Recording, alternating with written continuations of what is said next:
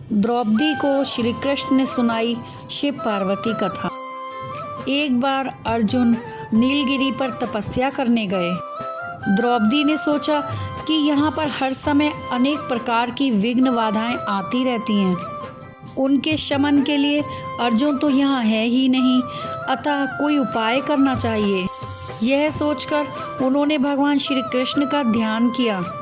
भगवान वहाँ उपस्थित हुए तो द्रौपदी ने अपने कष्टों के निवारण हेतु कोई उपाय बताने को कहा।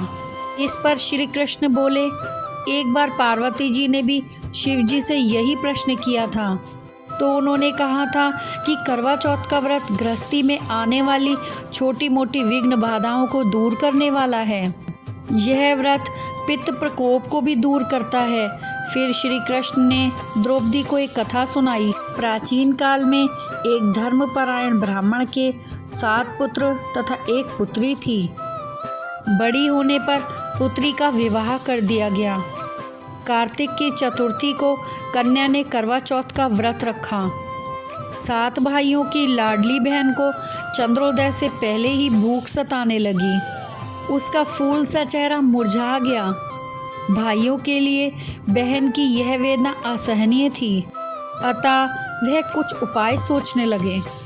उन्होंने बहन से चंद्रोदय से पहले ही भोजन करने को कहा, पर बहन न मानी।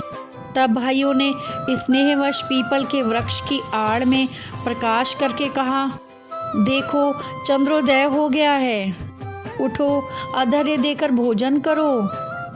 बहन उठी और चंद्रमा को अर्घ्य देकर भोजन कर लिया। भोजन करते ही उसका पति मर गया। वह रोने चिल्लाने लगी।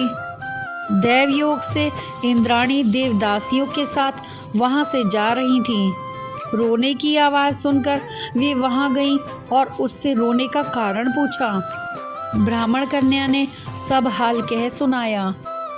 तब इंद्राणी ने कहा, तुमने करवा चौथ के व्रत में चंद्रोदय से पूर्व ही अन्न जल ग्रहण कर लिया, इसी से तुम्हारे पति की मृत्यु हुई है।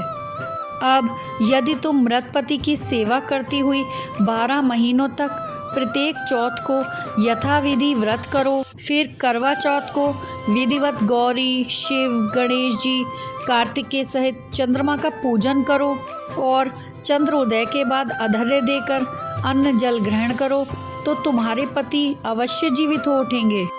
ब्राह्मण कन्या ने अगले वर्ष 12 माह की चौथ सहित विधि पूर्वक करवा चौथ का व्रत किया। व्रत के प्रभाव से उसका मृत पति जीवित हो गया। इस प्रकार यह कथा कहकर श्री कृष्ण द्रौपदी से बोले, यदि तुम भी श्रद्धा एवं विधि पूर्वक इस व्रत को करो तो तुम्हारे सारे दुख दूर हो जाएंगे और सुख, सौभाग्य, धन धान्य में वृद्धि होगी। फिर द्रौपदी ने श्री कृष्ण के कथानुसार करवा चौथ का व्रत रखा। उस व्रत के प्रभाव से महाभारत के युद्ध में कौरवों की हार तथा पांडवों की जीत हुई। श्री कृष्ण भगवान की जय। करवा चौथ माता की जय।